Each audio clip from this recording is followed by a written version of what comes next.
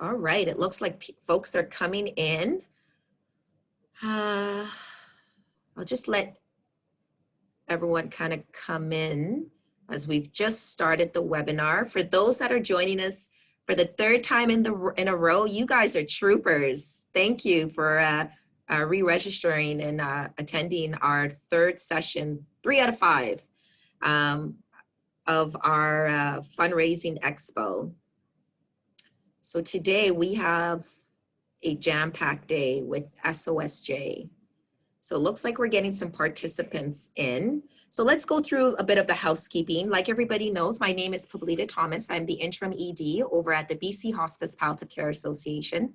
I would like to thank you very much for joining us on the third day of our Lunch and Learn Fundraising Expo series. Just before we get started, just a few housekeeping tips. For folks that were a little bit confused yesterday, it's not a meeting, it is a webinar, so don't worry about muting yourself, you're automatically muted.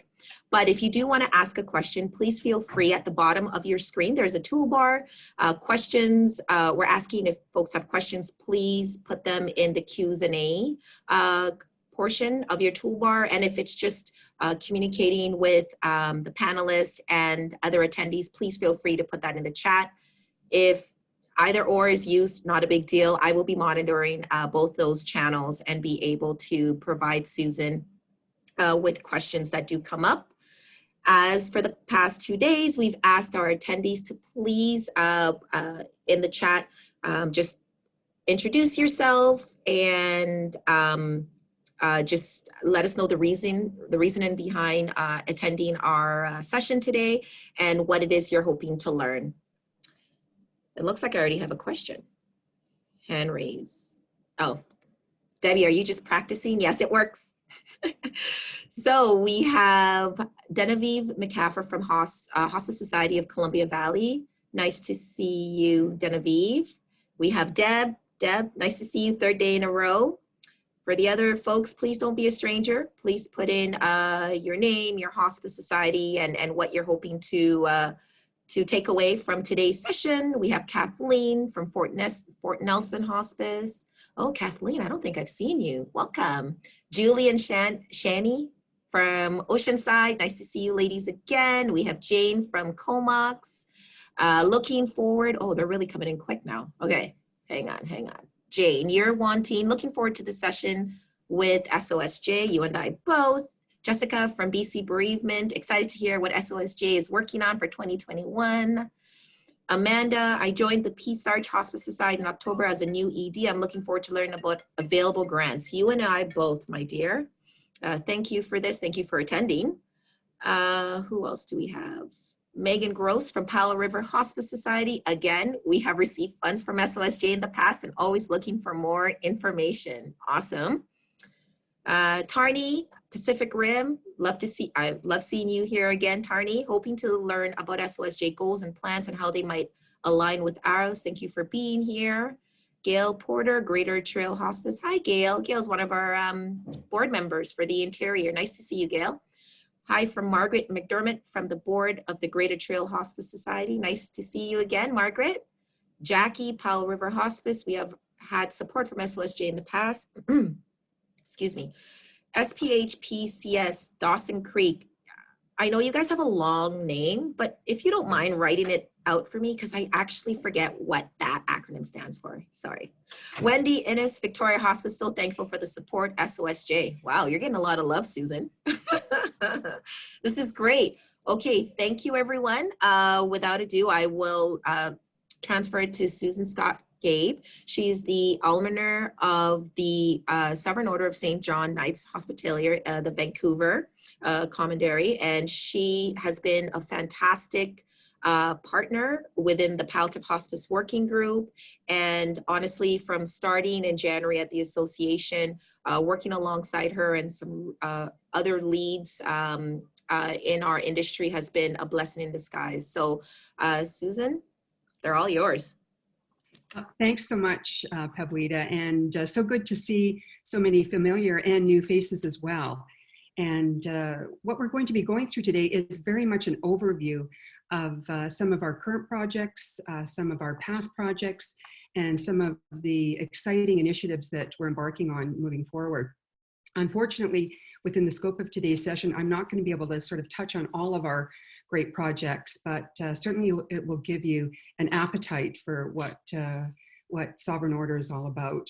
So in terms of our agenda, we're just going to, as I said, go through our projects, but we will be spending some time on looking at the grant application process, and more importantly, how we vet those applications. Oftentimes people, when they go to apply for grants, don't necessarily know the priorities to which we look for in terms of these grant applications. So we're hoping to provide some clarity on that. Okay. And so before today, it would be interesting to know if we could raise hands, but I don't think we have that capability today, to know how many people actually were aware of Sovereign Order. When we first started these outreach sessions about 3 years ago, probably 80% of the room had actually not heard of SOSJ previously, other than if they had received a grant. And so we've actually been doing quite a bit of outreach across the province to reach out to organizations to provide them with a background as to where we started and what we're all about. So believe it or not, we're a global nonprofit society that primarily focuses on supporting projects that address care for the sick and the poor. We have an incredibly rich history and tradition in the healthcare field that dates back literally centuries. SOSJ was founded in around 1099 in Jerusalem during the First Crusades, where we began to build hospices and hospitals. Believe it or not, that's 1,000 years ago. As well, we were early pioneers in the delivery of evidence-based practices. One example being is that we were the first institution to provide individual beds for patients to reduce the spread of communicable disease. And how relevant is that today during COVID? Globally, we have over 800 members within 20 countries, and we have 8 countries and 20 chapters, primarily in Europe, North America, and Australia. Vancouver itself is the largest contingency in the world with over 200 members, which translates to over 25% of the global membership. This year, Vancouver hosted the 2020 Sovereign Order World Council, where members from around the world met virtually to review our governance structure, projects, and strategic direction. We've recently gone through a vision and mission clarification, and you are actually one of the first people that are seeing actually our new updated mission statement, which is to play a leadership role in delivery of funding and traditional hospice projects, which many of you have had access to. But more importantly as well, we're going to be focusing on contemporary community-based programs that embrace strengthening compassionate communities of care, training and education, and innovation and excellence. We won't go over this slide, but we actually use these 3 key strategic priorities when making decisions around projects. And you can see here within these 3 key strategic directions where we've allocated our projects and where they fit into, again, our mission and our vision. So in terms of our projects that we've completed, our St. John Hospice at UBC is our flagship center in partnership with the University of British Columbia. We built a 14-bed state-of-the-art hospice in partnership with Vancouver Coastal Health and in Providence Healthcare, who is the current operator of our facility. We also are co-located with the University of British Columbia Faculty of Medicine, which is ideal in terms of coordinating research and incorporating best practices into our care delivery. We built St. John to create a home-like environment for residents, families, and loved ones, but most impressive that this project was completed back in 2013 on time and on budget of $5.6 million. To give you some sort of breadth on our priorities, I'm just going to share with you some of the projects that we have been involved with that are within the context of palliative care, but also outside the context of palliative care. We contributed to the refurbishment of the Mondi Cafe Kitchen, which serves on average 75 to 100 at-risk families and seniors per day, Monday through Friday, in downtown Vancouver. And this has continued even within the COVID environment. If you take a look at those masks, we'll be coming back to it. Sovereign Order has also provided a mask project to whom many of you have actually been the recipients. And Tarnia, I've pretty much got your package ready to go, so you'll be having your 20 masks shipped out pretty quick. In terms of Purdy Pavilion, back in 2017, we renovated 4 rooms at Purdy Pavilion, University of British Columbia, to provide specialized hospice palliative care for residents in long-term care. Apart from these renovations, we also offered palliative care training and education for clinical staff.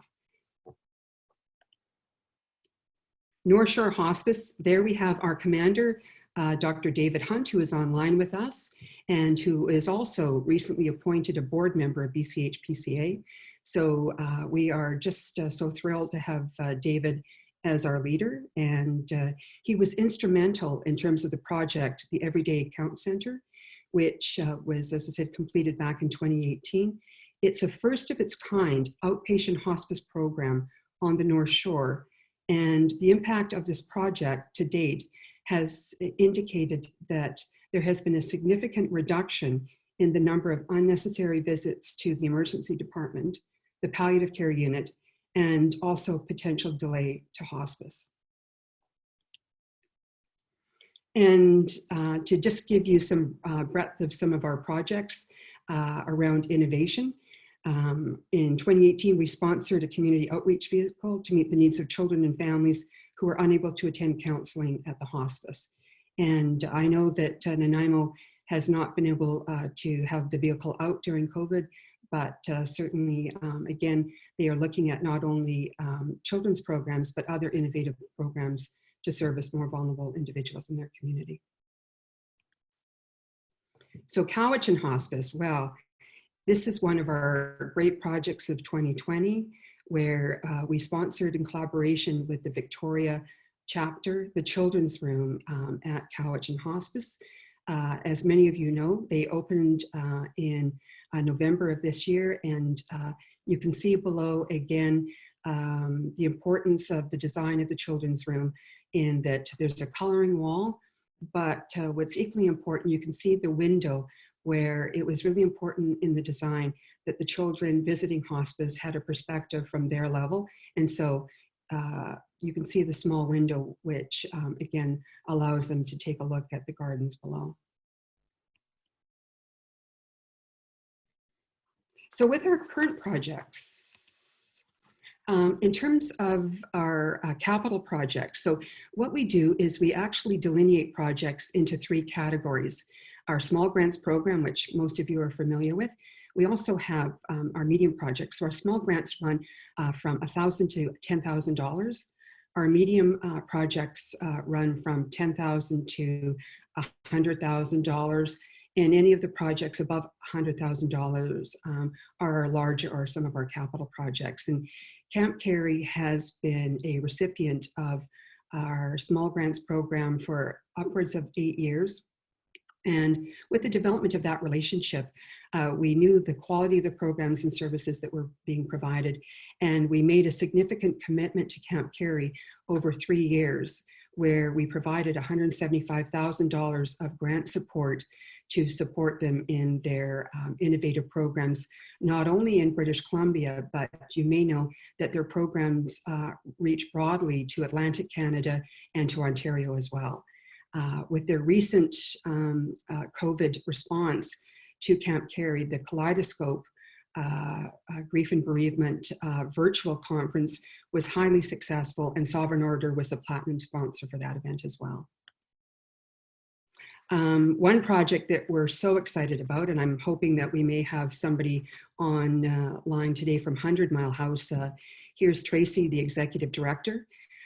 We have actually embarked on a new partnership with 100 Mile House, in that every $2,000 that, or pardon me, every $2 they raised within their community, we matched their donation by $1 up to a maximum of $40,000. And so this project has converted an old maternity unit in the acute care unit to a palliative care. And you can just see, again, the stage at which where they're at with the development of the palliative care rooms. And they've actually brought in an artist to do murals in the rooms as well. So we're really excited about being able to be partners with 100 Mile House and the community for this project. The Dugout, again, is a community project, not necessarily, again, in keeping with the palliative program, but it's a drop-in center in a living room where it's a supportive space for people in the downtown east side to come for breakfast, a snack, coffee, a conversation. And what is remarkable about this program is they serve over 300 individuals per day, 365 days per year. And I really do need to point out the gentleman on the left, Bob Burrows, who is in his 80s. He's the founder of this program, and I can't recall how many years, but it's been decades that he has sponsored this program, and they have not missed one day of providing meals to those in the downtown east side, even with COVID. I won't go into a lot of detail, but this has been again, a really exciting opportunity for Sovereign Order to be part of the Hospice Care Alliance of British Columbia. We're actually one of the founding members and have not only provided funds for the establishment of the Alliance and the subsequent 10-step path forward report, but we've actually been instrumental in providing in-kind resources to help, again, with the report writing and some of the strategic direction as to where we anticipate the Alliance moving forward. Another great project, Pacifica Treatment Center. So again, it's a very innovative 12-week program that we're supporting for substance dependency. And it's a unique outpatient program that actually follows those that have been discharged in addiction management.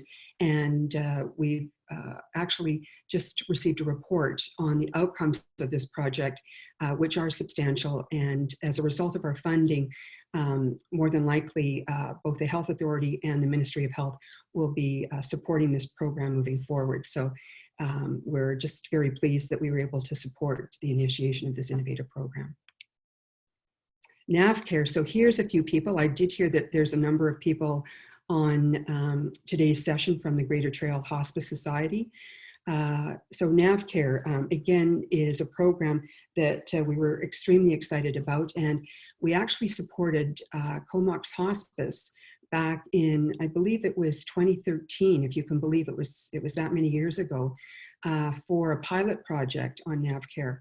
And with those funds, Comox was very successful and moved the program on to Cowichan and moved it on to Victoria Hospice. And from there, it has grown to where we've supported various projects, a major project at Kalen Center, and just most recently, some education support for Castlegar and Trail Hospice. So Flatten the Curve masks, again, is another project in keeping with the COVID lens and recognizing the need for providing resources to those with serious illness. Sovereign Order has supported the Flatten the Curve masks with a small grant. And with that, we have provided masks to not only hospices, but to women's shelters, to mental health group homes, to physician offices back in March when they did not have access to any PPE equipment. And most recently, Gretchen Hartley had indicated that we had additional resources. And I believe that we have Oceanside on today, which we've provided masks in Nanaimo, Campbell River. And as I mentioned, we're just sending up some additional masks to Tarnia at Pacific Rim. So If any of you are on the line and are requiring any additional masks, and what is unique about this project is that it is 100% volunteer driven. We have actually received a number of grants from the University of British Columbia and other resources. And what's unique about the product, it is a 3-layer high quality fabric, which, as you know, Teresa Tan indicated was for non-medical masks was probably one of the best choices. And so if anyone on the line sees the need within their organization, please send me a note at the end of the meeting and we'll make sure that we get you some masks as well. The Federation of Fraser Valley Hospices. So we provided startup funds for this endeavor. There have been 2 meetings to date, and they're in the process of developing a strategic plan moving forward under the leadership of Angel Elias, the executive director from Mission Hospice. And what's just been amazing about this endeavor is they've had 100% participation from all of the hospices in the Fraser Valley. So kudos to those organizations, and we again hope to support this moving forward. So just hot off the press, as of yesterday, I'm so excited to be sharing with you from Kath Murray that December 2nd was the launch of their pilot for a online education module 1 for community health workers on hospice palliative care. This has been a very exciting project with Life and Death Matters in partnership with Hospice Palliative Care Ontario. The premise is, apart from the pilot, which they have had a tremendous response from across Canada, and over 63 First Nations community health workers will be participating in this pilot. And it will be rolling out this first module in February, and the development of additional modules is on their plan as well.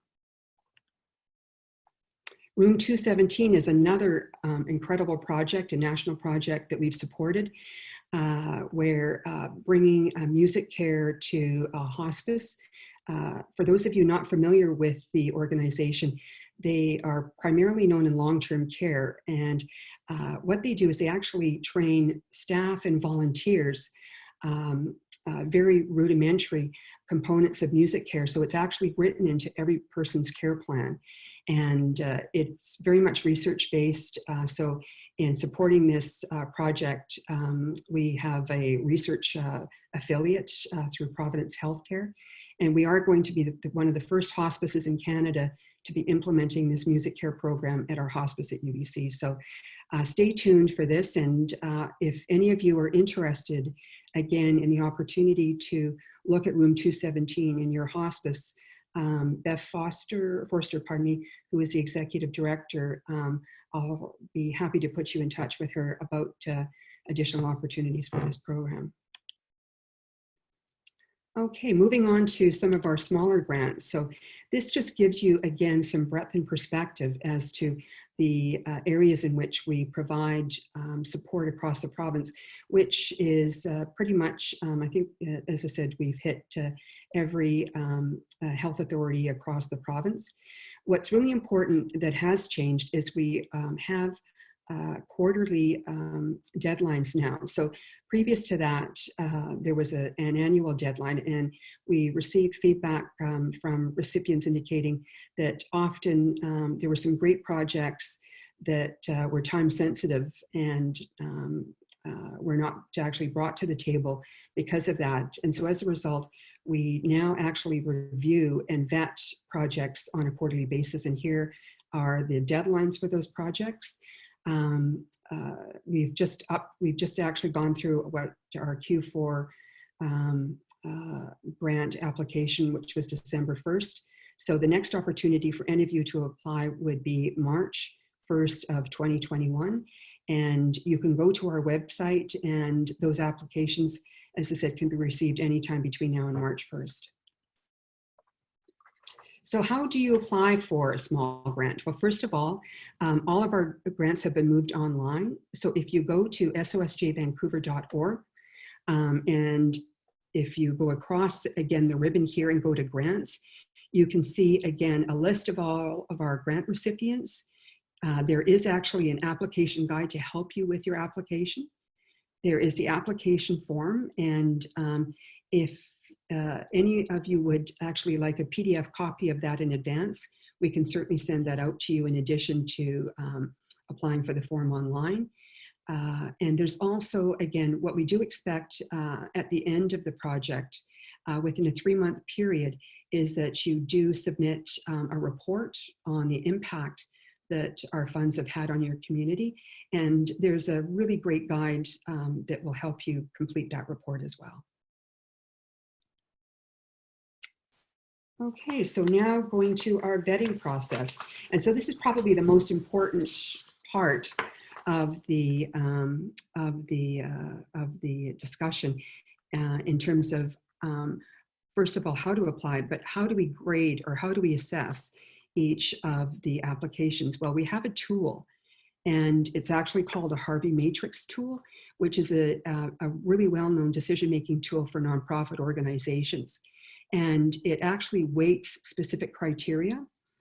And so again, as you can see, what our organization has done is we have 6 different criteria with different weights. And what's most important for us, which as you can see, is alignment with our mission.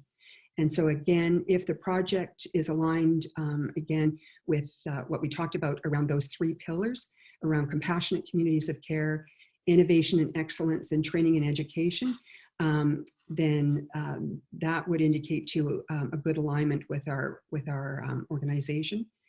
Number 2 is governance, and this has become particularly important, again, is looking at board structure, looking again at reporting, whether it's through an annual report. So we delineate that 10% of the project is aligned with governance. What is the recurring value for the community? So for example, again, what infrastructure is in place within that community? If people are applying to us, say for 100% of grants for a project, it is highly unlikely that we will support that project because it doesn't have that level of sustainability. Again, the project feasibility, is it aligned with best practices? Is it aligned again with resources that are both internal within the organization or in kind through the community? What's also important too is the recognition of the order. And so 10% of our weight is dedicated to recognition. And that would include being included on websites. As you saw from the Nanaimo project, that's probably the biggest recognition that we've received to date, and that we're on the back of a van. So I know, as I said, that was sort of significant. But lastly, what's equally and most important to us is the impact of the project. What will the impact of that project be? Primarily within your community, but is there also the opportunity for that project to reach out beyond your community, to look at your region, to look at your province, and to look at the impact of that project nationally? And as you can see from what I've shared with you today, there are a number of really amazing projects that have impact locally, but also have impact provincially and nationally as well. And I'm sure I'm going to get some questions on this slide. So what can you expect? What we have done over the course of this last year is really streamline our process to make sure that we're communicating with you around the status of your application. And so ideally, these are the benchmarks that we set, that you will be notified of your grant application status within 4 to 6 weeks of the deadline. Typically what happens is we're quite strategic as to when we schedule our committee meetings. They typically are a week following the deadline for the application. We actually have a meeting tomorrow for the for the December 1st deadline, and we'll be making that decision tomorrow night. Once we have vetted and come to an agreement, we will let both the successful applicants and those who were not successful will communicate primarily in writing to let individuals know the status of their application as to whether or not they've been successful. The one caveat being is that given this is December and over Christmas, we typically like to respond to people within the same month, but with Christmas, we will be getting back to people by January 10th or 15th. And what we did do, which was so successful and pre-COVID, is that we actually made appointments to visit our grant recipients. And so we traveled.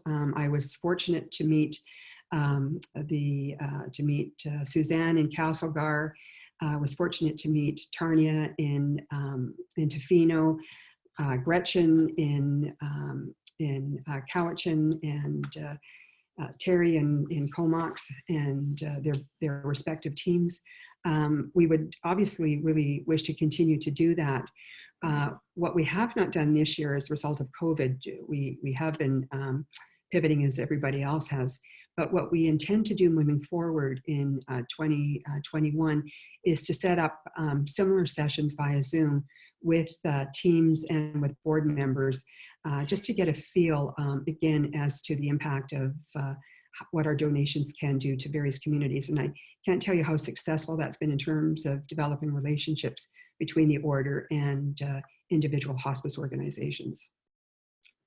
So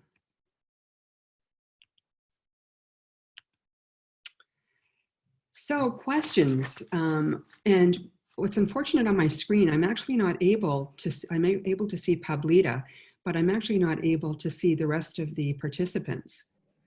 No, because I have it set up as a webinar, but I have no problem bringing everybody in if you'd like. That would be great. Yeah, no, yeah, I'd love absolutely. Let's do it. I'd love to see the familiar. And the okay, so I'm going to promote everybody to a panelist, and you'll be able to see everyone. What I'd also like to do is I'd really like to thank BC Bereavement, who's joining us today. As I mentioned, we were not able to share all of the projects that we've been able to support. But again, another really innovative project was BC Bereavement, where we helped again with some of their curriculum for their online training and support. So, so welcome BC Bereavement as well. All right, I'm bringing folks in. Susan, if you'd like to see a bigger screen of everyone, do you want to turn off your presentation if that's all? Yep, that. Okay. No problem. Perfect. There we go. All right, here's some familiar faces. All right. Sorry, there are quite a bit participants, so it's taken me a while to bring in everyone.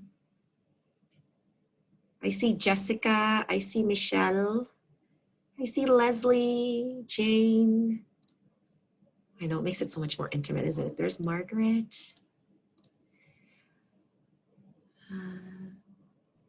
You know, funny enough, I've actually never seen Dennis's face. I'm sorry, Dennis, am I calling you out?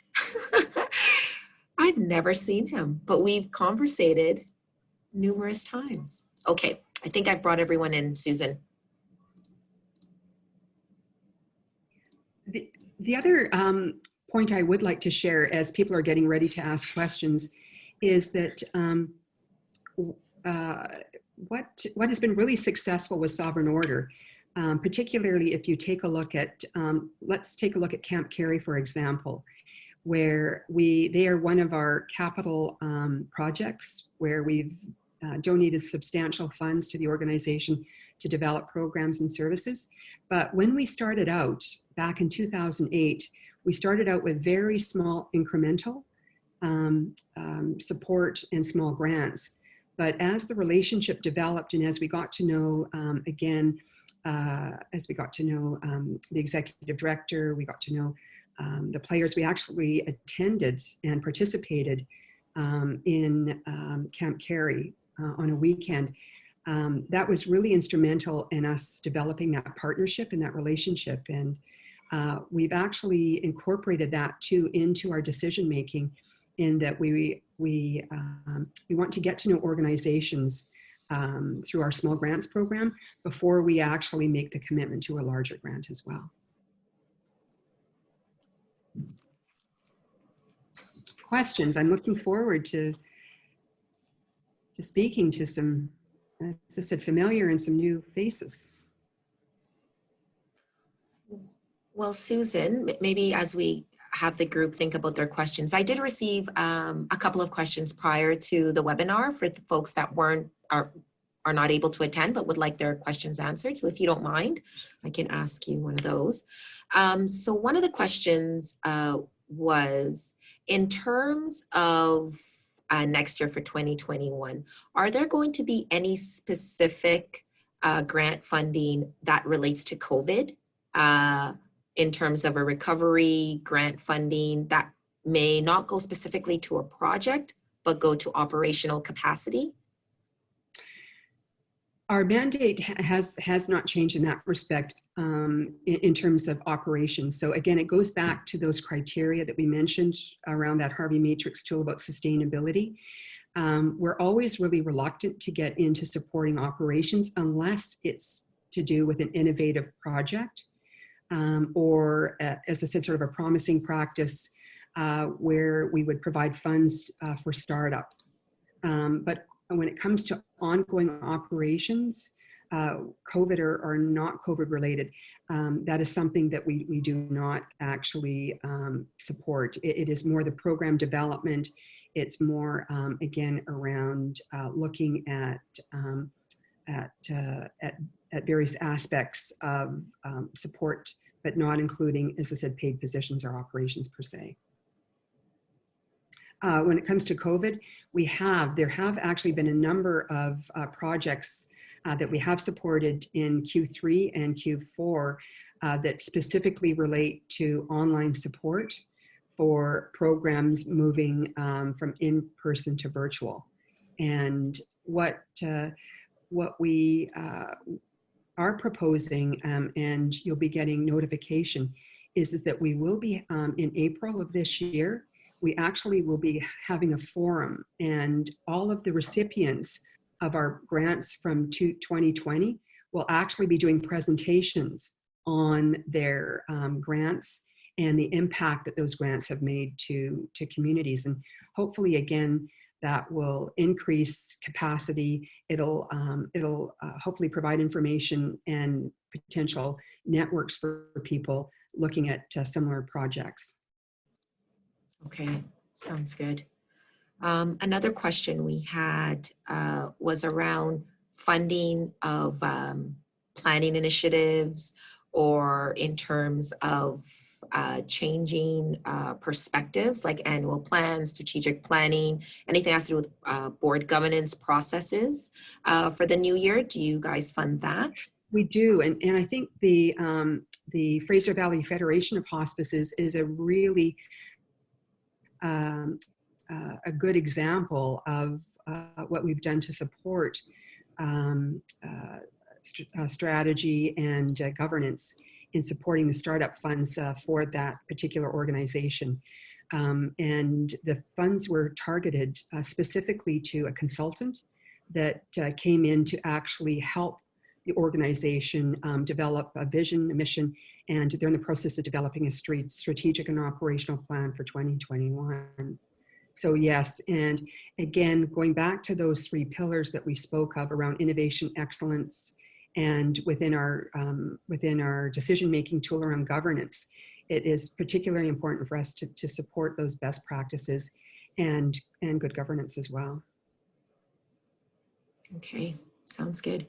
We do have a question. Oh, oddly enough, that's Jane asked the same question. Do you support strategic planning process? I guess that answers it. Yes, because without good strategy and planning, again, it's really hard to keep on track operationally. And yeah. Sounds good. Any other questions from the field? So how many, oh, Oh dear, hang on here, just to go back to. So how many people are planning to apply for grants? That's what I'm curious to know. Should I be setting aside some additional time in March? Yeah. Oh, it's funny. Actually, we do have a question that just came in.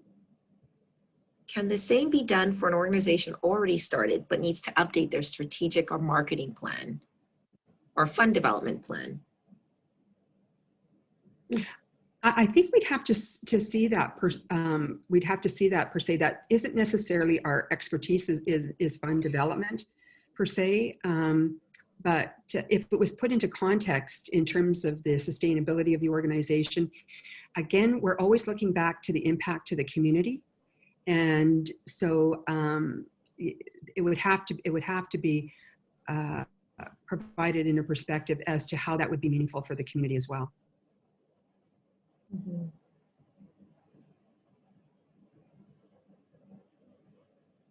Fantastic. Well, you know, from this presentation, I will say SOSJ, you guys are busy. It's so nice to see all of the projects, the small, the medium, the capital projects that you're funding. And I know that David, with this thumbs up, David is our new board member.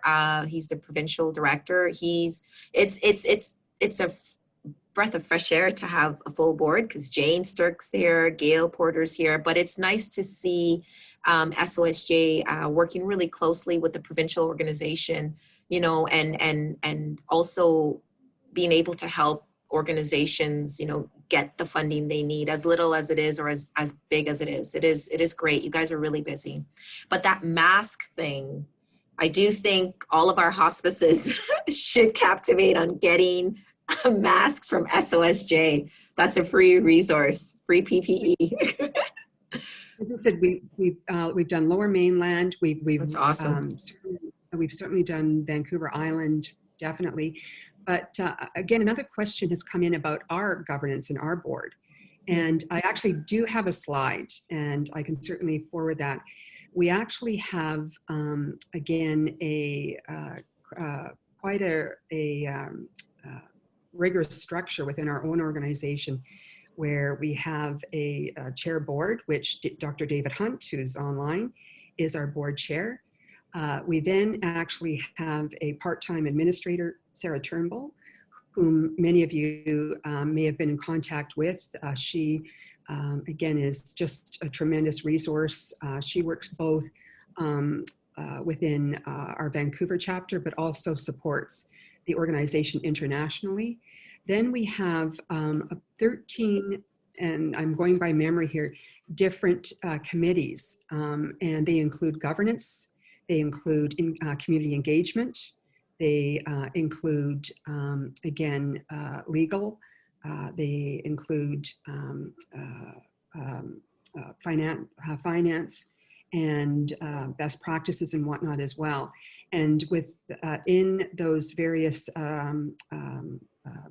committees, there's probably about anywhere from 5 to 15 members. We have a very robust membership committee as well. And each of those committees. Susan, don't forget social, because we do have fun, lots of Yes, exactly.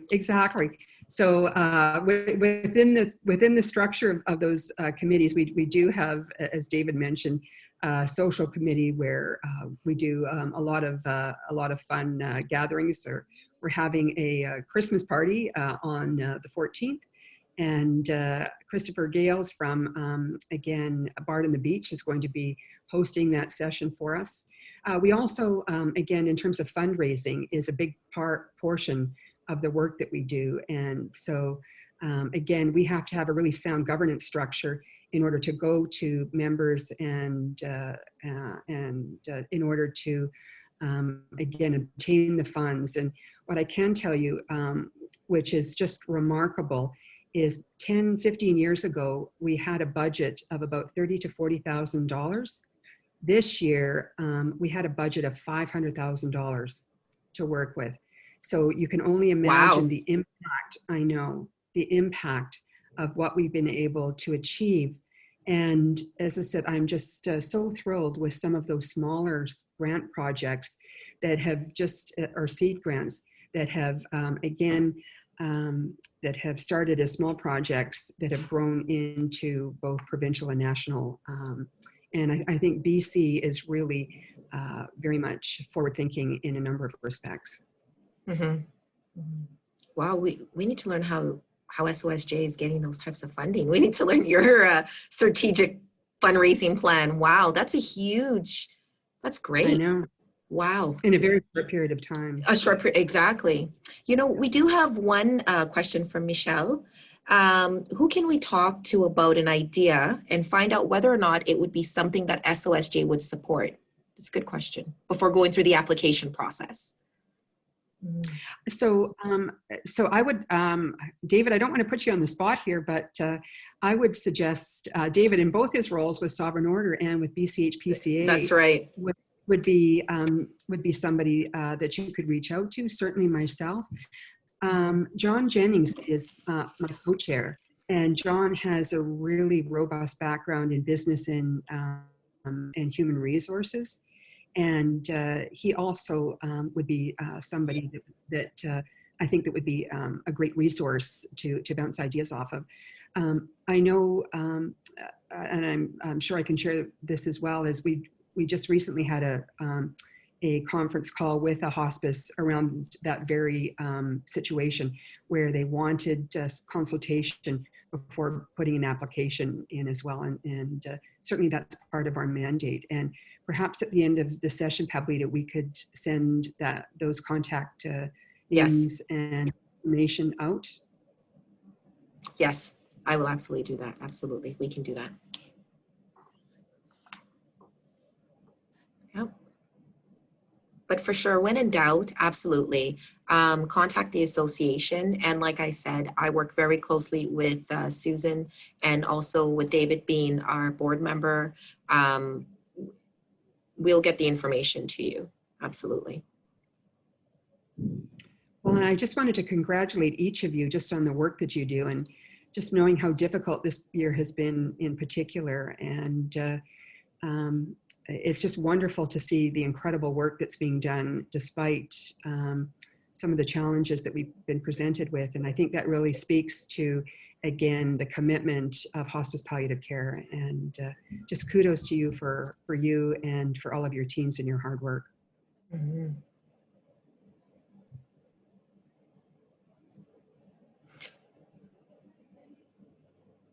I think we have a question from Jane.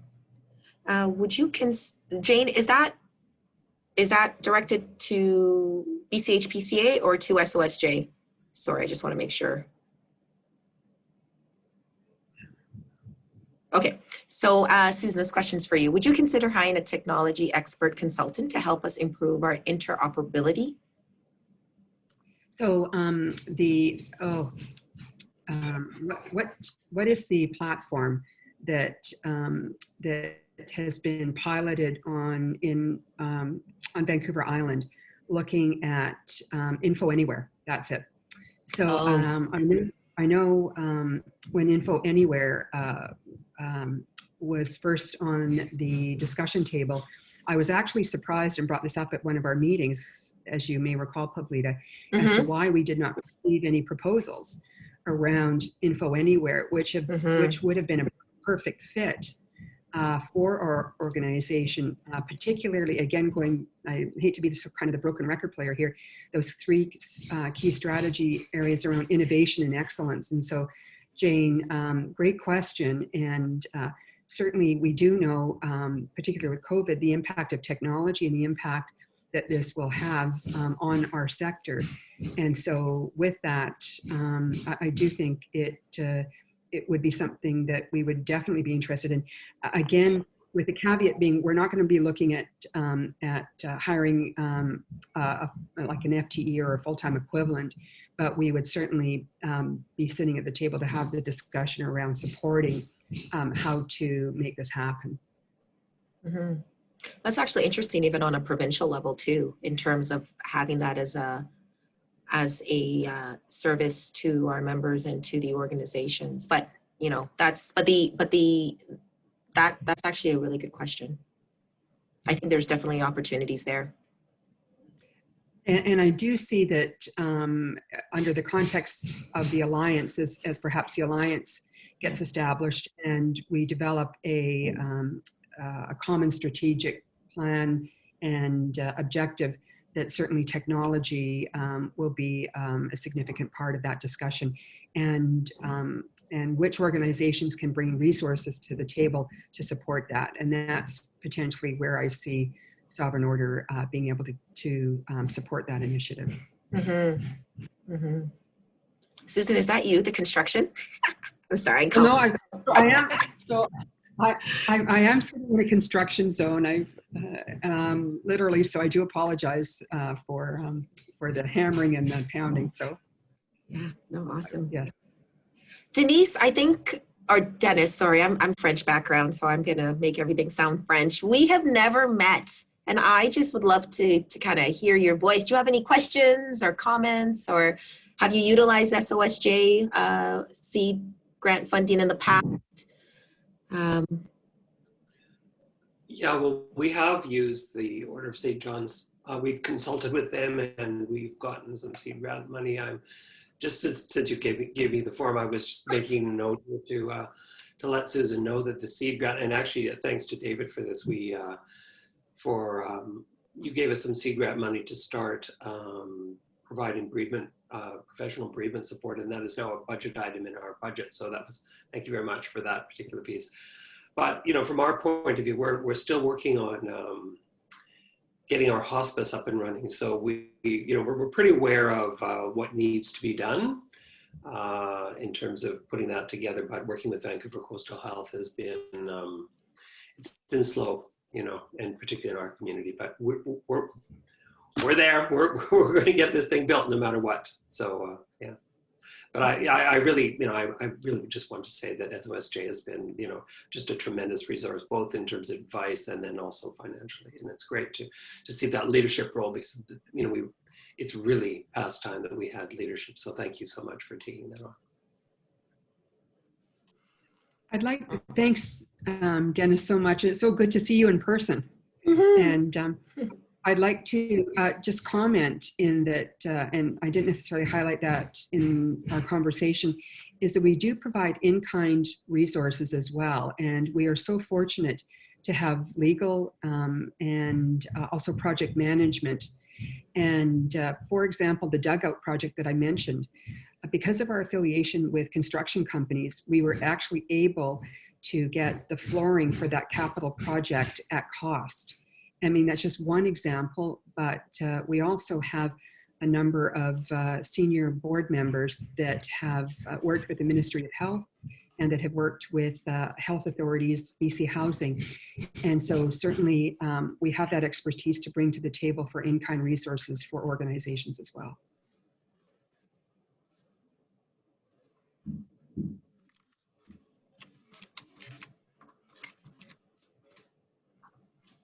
Sorry, just responding to a message there. So yeah, no, I think we're good. If anybody else has any questions, comments, please feel free, like I said before, to either contact Susan, myself, or even David, and we'll be more than happy to direct you to the best contact in SOSJ. Susan, as always, thank you so much for your time, for your partnership, for working within the hospice and palliative care community, and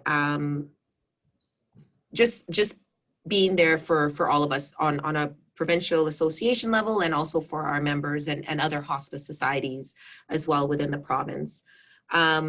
Yes, I will share Susan's slide with you after the presentation. Actually, all of the webinars and the slides can be found on our website. By the end of day, I usually have them up, so you'll be able to get that there. But if anybody else, no comments, no questions, I think that concludes our session for today. Tomorrow and Friday is going to be also great. Tomorrow we're going to have Dennis Mulhan, the sorry, she's not the acting director. She is now the director of community gaming, community outreach tomorrow. She's going to be presenting on gaming in terms of what has occurred this year and what hospices and palliative care organizations in 2021 can look forward to. So that's going to be nice. Her presentation is tailored to our needs. So I highly suggest that if you can attend, please attend. If you can't, feel free to share the information with your colleagues and your volunteer team to be part of that. And on Friday, we are going to have, that's going to be the last session of our Fundraising Expo. We're going to have 3 hospices, Central Okanagan, Victoria, and Prince George. They're going to be talking about their challenges, but also how they've been able to stay above water. And one of those hospices haven't actually lost any revenue. They've gained more revenue. So that's interesting. So I want to know how they did it during this type of landscape, and I'm pretty sure you all want to as well. So that's going to be Friday, but I'd like to thank you so much for attending. This obviously webinars can't be successful without attendance and engagement. So once again, thank you and have a great day. Bye, everyone. All the best.